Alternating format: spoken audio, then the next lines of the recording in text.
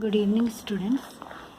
हम डिस्कस कर रहे थे कि कैसे जो oocytes हैं वो डेवलप होते हैं फॉलिकल्स में इनसाइड द ओवरी के अंदर, और एक टाइम बाद जो है इस फॉलिकल से पुटिका से फटकर वो बाहर निकलते हैं और फैलोपियन ट्यूब के द्वारा उनको पकड़ लिया जाता है। तो अब हम इसके बारे में डिस्कस करेंगे।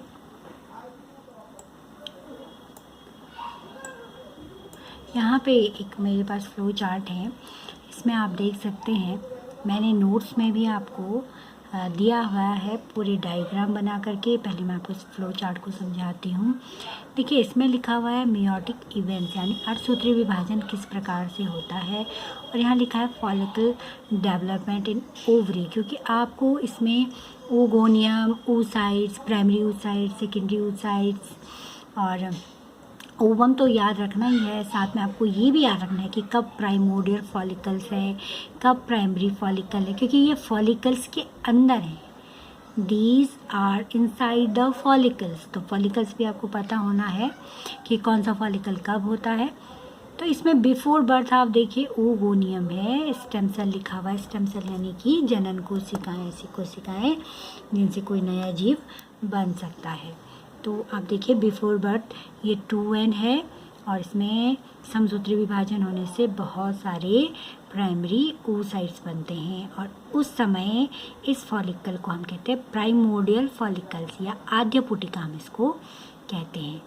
ठीक है, और ये प्राइमरी oocytes में क्या होता है, आपका अर्धसूत्री विभाजन होता है जो प्रोफेज फर्स्ट में अरेस्ट हो जाता है। प्रेजेंट एट बर्थ लिखा हुआ है इसमें, देखिए जन्म के समय क्या होता है, प्राइमरी oocytes में विभाजन हो चुका होता है जो प्रोफेज फर्स्ट में अरेस्ट हो जाता है, और उस समय भी हम इसे प्राइमोर्डियल फॉलिकल ही कहते हैं। यानी प्राइमोर्डियल फॉलिकल्स के अंदर प्राइमरी oocytes होता है जो प्रोफेज फर्स्ट की डिप्लोटीन अवस्था में अरेस्ट होता है, मैंने आपको बताया है। तो ये जो ऊपर आप देख रहे हो बिफोर बर्थ है, जन्म से पूर्व। जन्म के बाद क्या होता है, जब यौवनावस्था आती है, यहाँ पे लिखा हुआ है each month from puberty to menopause लिखा हुआ है, यानी प्रत्येक महीने की ये घटना है जो यौवनावस्था से मेनोपॉज तक चलती है। मेनोपॉज यानी एक स्टेज होती है फीमेल में, उसके बाद एग्स जो ये प्राइमरी oocytes हैं ये ख़त्म हो जाते हैं और महिलाओं में मेंस्ट्रुअल साइकिल बंद हो जाता है, उसको मेनोपॉज का कहते हैं। इस स्टेज में क्या होता है, देखिए primary oocyte still arrested in prophase first. ये जो प्राइमरी oocytes है ये अभी भी कौन सी अवस्था में अरेस्ट होता है, प्रोफेज फर्स्ट में ही अरेस्ट होता है। लेकिन ये प्राइमरी oocytes तो अरेस्ट है, लेकिन ये प्रीमोर्डियल फॉलिकल किसमें बदल गया, प्राइमरी फॉलिकल में, फिर सेकेंडरी फॉलिकल में, और फिर ग्राफियन फॉलिकल में। देखिए primary follicle, secondary follicle, Graafian follicle. ठीक है, तो ये जो फॉलिकल्स डेवलप होते हैं प्राइमरी फॉलिकल में, आपको इसमें मैंने चित्र बनाए हैं बुक में, आपको बहुत अच्छे से समझ आ जाएगा। तो प्राइमरी फॉलिकल्स में क्या है, उसके अंदर प्राइमरी oocytes है, सेकेंडरी फॉलिकल्स के अंदर भी प्राइमरी oocytes है, ग्राफियन फॉलिकल्स के अंदर भी प्राइमरी oocytes है। ग्राफियन फॉलिकल्स में ये प्राइमरी oocytes में डिवीज़न हो जाता है, और जैसे ही इसमें डिवीज़न होता है ये फट जाती है। देखिए दिखाया हुआ है, ग्राफियन फॉलिकल ओव्यूलेशन हुआ और सेकेंडरी oocytes रिलीज हुआ। तो यहाँ पर इस ग्राफियन फॉलिकल्स में ये प्राइमरी oocytes सेकेंडरी oocytes और पोलर बॉडी में फर्स्ट पोलर बॉडी का निर्माण करता है। आपको याद रखना है कि ग्राफियन पुटिका में ये जो प्राइमरी oocytes था जो प्रोफेज फर्स्ट में अभी तक रुका हुआ था अर्धसूत्री विभाजन की, उसमें आगे फर्दर विभाजन यहाँ पर होता है और क्या बनाता है, सेकेंडरी oocytes और फर्स्ट पोलर बॉडी। अब ये जो सेकेंडरी oocytes है इसमें भी अर्धसूत्री विभाजन पूरा नहीं होता है, ये मेटाफेज सेकेंड में आकर रुक जाता है। अर्धसूत्री विभाजन सेकेंड की मेटाफेज सेकेंड अवस्था में आकर रुक जाता है। क्यों रुक जाता है, क्योंकि इसके पास स्पिंडल फाइबर नहीं होते, तारक काय नहीं होता है, तारक काय स्पिंडल फाइबर बनाता है। अब जब तंतु ही नहीं होंगे तो जो केंद्रक बीच में आ गए हैं उनको पोल की तरफ कौन खींचेगा, आपको मैंने अणुसूत्री विभाजन पढ़ाया है। तो फिर देखिए इसमें आगे लिखा हुआ है कि इसमें जैसे ही स्पर्म की एंट्री होती है ओव्यूलेशन के बाद, meiosis second of polar bodies may और मे नॉट अकर। तो इनमें ये जो फर्स्ट पोलर बॉडी, ये भी 2 पोलर बॉडी बना लेती है। देखिए कहने का मतलब है कि हमारा एक सेल से 4 सेल बन रही हैं। ये हमारी एक सेल है, अणुसूत्री विभाजन में एक सेल से 4 सेल बनती हैं। तो 4 तो बनी लेकिन 3 पोलर बॉडी हैं, 1 2 एंड 3, और एक ही ओवम बनता है। ओवम कब बनता है? जब ओव्यूलेशन के बाद में स्पर्म की एंट्री होती है, मियोसिस सेकंड कंप्लीट होता है और केवल एक ही स्पर्म से पेनिट्रेट होता है, सीधे इसको हम फर्टिलाइज्ड ओवम कह देते हैं। अब फॉलिकल की स्टेज आप यहाँ देखिए, primary follicle, secondary follicle. Graafian follicle जैसे ही फटता है इसमें सेकेंडरी oocytes बनता है और एक पोलर बॉडी बनती है। अगला विभाजन कब होता है? जैसे ही फर्टिलाइजेशन होता है, लिखा हुआ है यहाँ पे, जैसे ही फर्टिलाइजेशन होगा ये सेकेंडरी oocytes निषेचित ओवम और एक पोलर बॉडी में टूट जाएगा और ये वाली पोलर बॉडी भी 2 पोलर बॉडी बना लेगी। इनकेस निषेचन नहीं होता है तो ये जो फॉलिकल है, ये कॉर्पस ल्यूटियम, ये जो है सेकेंडरी oocytes नष्ट हो जाता है। ठीक है, सेकेंडरी oocytes क्या हो जाता है? नष्ट हो जाता है। और ये जो फॉलिकल होती हैं, फॉलिकल से सेकेंडरी oocytes तो बाहर निकल गया, लेकिन ये बचा हुआ पोर्शन होता है, इसको हम कॉर्पस ल्यूटियम कह देते हैं। इसकी बात कर रही हूँ मैं, बताती हूँ आपको, इसकी बात कर रही हूँ मैं। जैसे ही ये पुटिका से फट करके एग नहीं कहेंगे हम इसे, सेकेंडरी oocytes कहेंगे, बाहर निकलता है, तो ये जो बचा हुआ पोर्शन होता है इसे हम कॉर्पस ल्यूटियम कह देते हैं। ठीक है, अब ये तो बहुत अच्छा एक डायग्रामेटिक रिप्रेजेंटेशन था, ये मैं आपको दिखाना चाहती हूँ यहाँ पे। ये आपका देखिए, ये इसको दिखाने से पहले ये हमारा मैच्योर ग्राफियन पुटिका है। देखिए इसकी लेयर देखिए, ये सबसे बाहर जो है इसको हम कहते हैं जर्मिनल एपिथीलियम। ये तो जर्मिनल एपिथीलियम है और इसमें आपको जो है, ये अंदर आपका प्राइमरी oocytes है, इसके बाहर जोना पेल्यूसिडा है। ठीक है, और इसके बाहर ये ग्राफियन सेल्स हैं, जो बची हुई ग्राफियन सेल्स है। इसको मैं अभी बुक्स में नोटबुक में दिखा के समझाती हूँ आपको। अभी मैं आपको, चलिए पहले मैं आपको नोटबुक में ही समझाती हूँ। ये मैंने अब पुटिकाएँ आपको बना के दिखाई हुई हैं। ये आद्य पुटिका होती है, ओवोनियम जिसके अंदर होता है। ये बाहर जो सेल्स हैं इसको हम ग्रेनुलोसा सेल्स कहते हैं। ये बहुत छोटी छोटी ग्रेनुलोसा सेल्स हैं, इन्हें हम पुटिका कोशिकाएँ भी कहते हैं। ठीक है, अब अंदर ओवोनिया है, बाहर ये पुटिकाएँ क्यों बन रही हैं? ये पुटिका एक तो ओवोनिया को प्रोटेक्ट करती हैं, दूसरा इनका काम क्या होता है कि जब यौवनावस्था आती है तो ये पुटिकाएँ द्रव स्राव करती हैं और द्रव स्रावित करने के कारण ये पुटिका फटती हैं और ये जो एग डेवलप होता है ये रिलीज़ होता है। आगे बताती हूँ आपको। नेक्स्ट आप देखिए, ये प्राथमिक पुटिका है, ओवोनियम प्राइमरी oocytes में बदल गया है और ये ग्रेनुलोसा सेल्स काफ़ी बड़ी हो गई हैं। ठीक है, ये जन्म से पहले है, प्रोफेज फर्स्ट में अरेस्ट हो जाता है, आपको बताया है मैंने।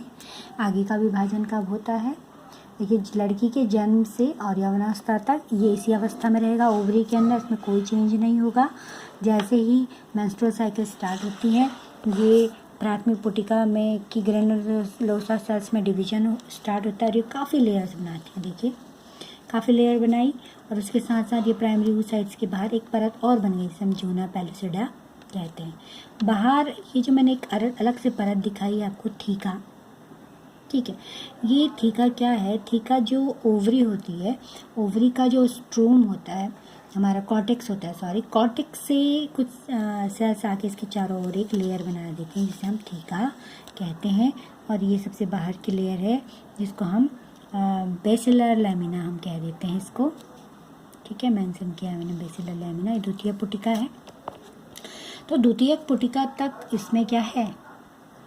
इसमें आपका प्राइमरी oocytes है, मैंने अभी आपको फ्लो चार्ट में बताया था। सेकेंडरी द्वितीय पुटिका जो बनेगी उसमें प्राइमरी oocytes रहेगा, तृतीय पुटिका में भी प्राइमरी oocytes रहेगा। और जैसे ही ये ग्राफियन पुटिका में बदलती है, इसमें क्या होता है? प्राइमरी oocytes में जो अर्धसूत्री विभाजन रुका था वो होता है, और फिर होने के बाद क्या बनता है, एक द्वितीय oocytes और एक फर्स्ट पोलर बॉडी बनती है, लेकिन वो फिर मियोसिस सेकंड में रुक जाती है। ठीक है, मियोसिस सेकंड के मेटाफेज सेकंड में रुक जाती है।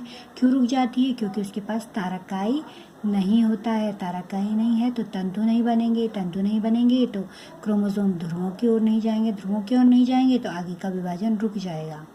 तो तारकाई कहाँ से आता है, आगे डिस्कस करेंगे।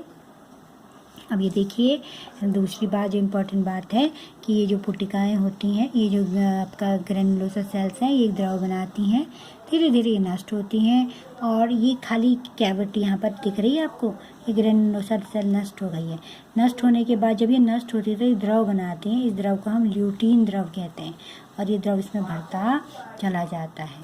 तो इसमें आपको मेन जो परत याद रखनी है, ज़ोना पेलुसिडा, जो प्राइमरी oocytes के बाहर है, सेकेंडरी oocytes के बाहर भी होगी, और जब तक ये निषेचित होगा तब तक ये ज़ोना पेलुसिडा इसमें रहेगी ही रहेगी। ठीक है, अब यहाँ पे जब ये ग्राफियन पुटिका में आया, जब ये रिलीज नहीं है, मतलब आप देखिए पूर्ण तरीके से इसमें ये द्रव भर चुका है, यानी ये फटने के लिए तैयार है। उससे पहले इसमें डिवीज़न हो गया।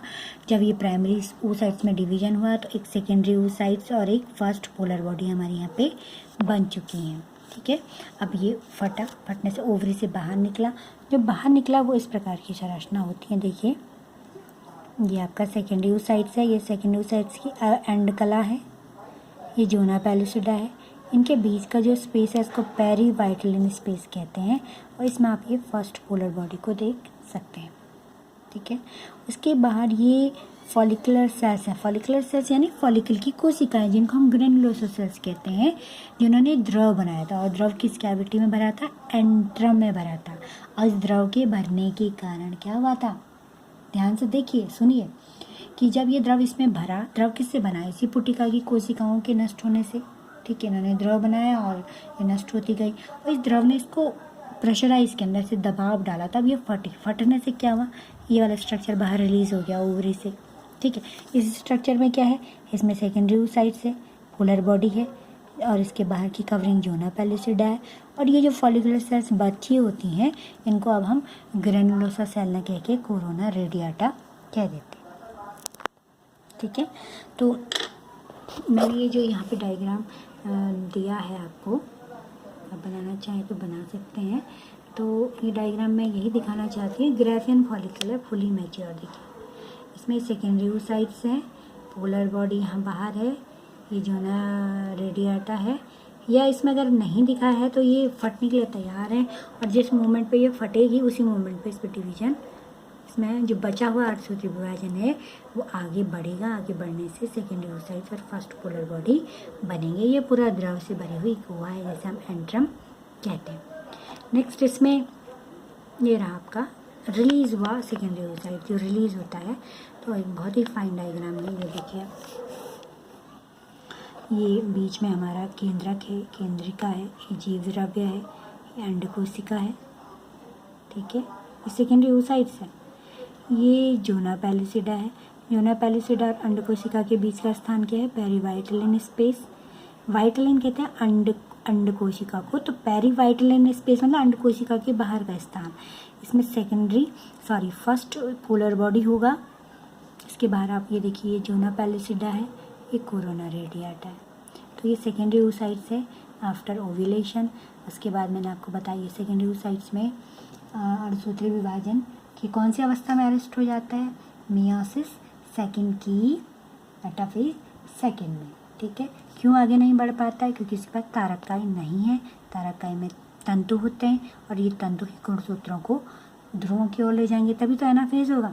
तो उससे आगे की अवस्था के लिए हमें फिर किसकी ज़रूरत होती है, किसकी ज़रूरत होती है बताइए, स्पर्म की। स्पर्म में आपको पता है उसके पूंछ वाले रीजन में तारकाई होता है, और जैसे यहाँ पे स्पर्म की एंट्री होगी, सेकेंडरी oocytes में जो रुका हुआ था डिवीजन था वो पूरा होगा, ओवम बनेगा, और ओवम बनते ही ये फर्टिलाइज हो जाएगा। ओवम मतलब आप देखिए, ओवम बना कब, जब स्पर्म आया। स्पर्म नहीं आएगा तो ये सेकेंडरी oocytes में ही नष्ट हो जाएगा, यानी स्पर्म आएगा मतलब निषेचन होगा, तब ये ओवम में कन्वर्ट होगा, और कन्वर्ट होगा ही तब जब निषेचन होगा। तो ये ओवम हमको जो मिलता है ये निषेचित ओवम होता है, और इसके डिवीजन से सेकंड पोलर बॉडी बनती है। और जो फर्स्ट पोलर बॉडी हमारी पेरीवाइटल स्पेस में थी, ये भी 2 पोलर बॉडी बना लेती है। और इधर आप ये फॉलिकल की स्टेज देखिए, ये रप्चर हो गई है। रप्चर होने से सेकेंडरी oocyte रिलीज हुआ है। सेकेंडरी oocytes पे फिर स्पर्म का वर्क हुआ, तो फिर ओवम बना, ठीक है। और ये जो फॉलिकल थी, पुटिका थी, ये अंदर नष्ट होकर कॉर्पस लूटियम बनाती हैं। जैसे मैंने इसमें आपको ये मेंशन करके लिखा हुआ है, ठीक है। तो आज के लिए इतना ही। इसके रिगार्डिंग आपको कोई भी समस्या हो, नोट्स मैंने इसमें बना के दिए हैं, ठीक है। तो इसके रिगार्डिंग कोई भी प्रॉब्लम आपको हो, आप मुझसे पूछ सकते हैं। Thank you.